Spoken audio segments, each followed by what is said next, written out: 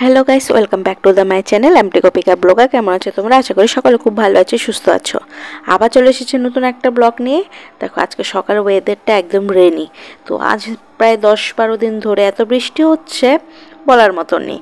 তো বৃষ্টিটা কখনো কন্টিনিউ হচ্ছে, কোনো দিন আবার কোনো দিন যেমন সকালে রোদ উঠে বিকালে বৃষ্টি হচ্ছে। তো যাই হোক, সকালে একটু হোয়াইট সস পাস্তা করেছিলাম। তো সেটার পুরো রেসিপি রয়েছে, তোমরা যদি দেখতে চাও তাহলে দেখে নিতে পারো, পুরো রেসিপিটাই রয়েছে।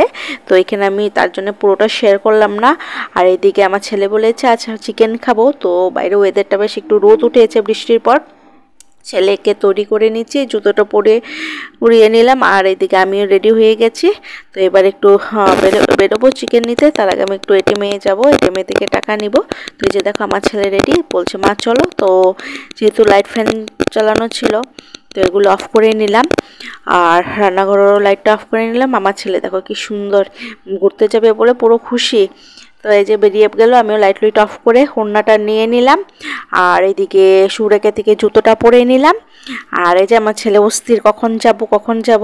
তো আর ওইদিকে তালা চাবিটা নিয়ে নিলাম। তারপর এই দিক দিয়ে গেলে আমাদের শর্টকাট হয়, তার জন্য আমরা এই দিক দিয়ে বেরিয়ে যাই।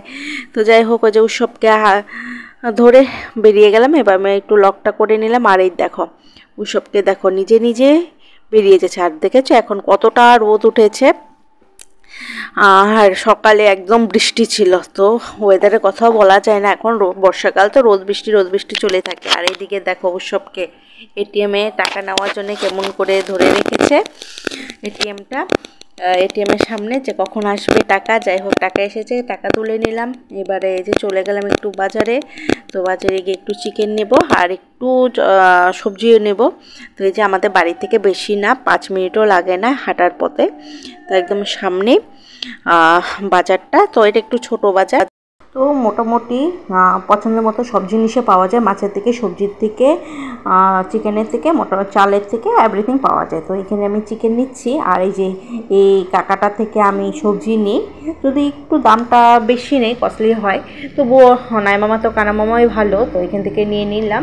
আর এইদিকে দেখো এসে মোটামুটি একটু রেস্ট নিয়ে নিচ্ছি, কারণ বাইরে যা গরম ছিল। একটু সময় দিচ্ছি ছেলেকে, কারণ ছেলেকে সময় দেওয়াটা অত্যন্ত জরুরি, কারণ আমার ওসব এখন বড় হচ্ছে। উইও চাই একটু ওর সাথে কেউ যেন খেলা করে। তো এখানে সেরকম কোনো বাচ্চা পায় না, কারণ এখানে ফ্ল্যাট বাড়ি তো সবার মতোই থাকে। তো এই যে ওকে নিয়ে একটু হাউস গেমগুলো খেলছি। এই গেমটা খুব খেলতে পছন্দ করে। তো এটা দিয়ে বেশিরভাগ ওই বন্দুককেই বানিয়ে খেলে। তো সেটাই দেখাচ্ছে যে মা এটা ওটা দিয়ে।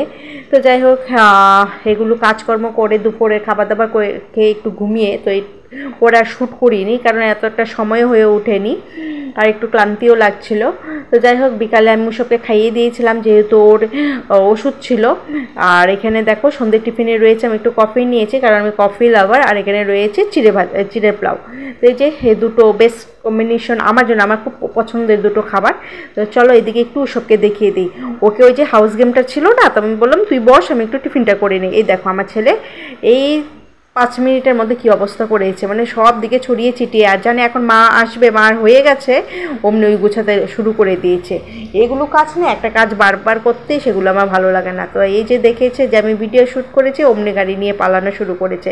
আর যে বর্ষাকাল, কাপড়গুলো আর মেলার জায়গা নেই, তো যেখানে পেরেছি বললাম তো সেখানে আমি মেলে দিই। তো আজকে এখন দেখো ওয়েদারটা একটু বৃষ্টিটা কমেছে।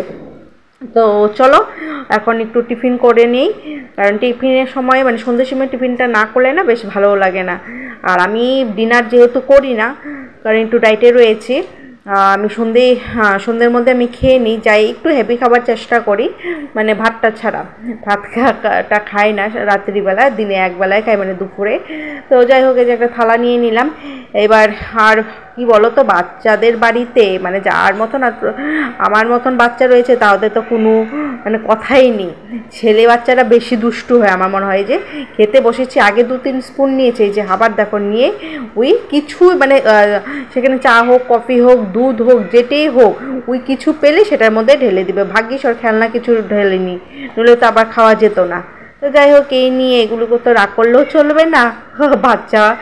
তো যে দেখো না, এই নিয়ে আমাকে বলছে এটা এখন মানে চায়ের মধ্যে ডুবোবে। তা আমি বললাম না। তো আজকে ভিডিওটা এইটুকু, আবার দেখা হবে নতুন একটা ভিডিওর সাথে।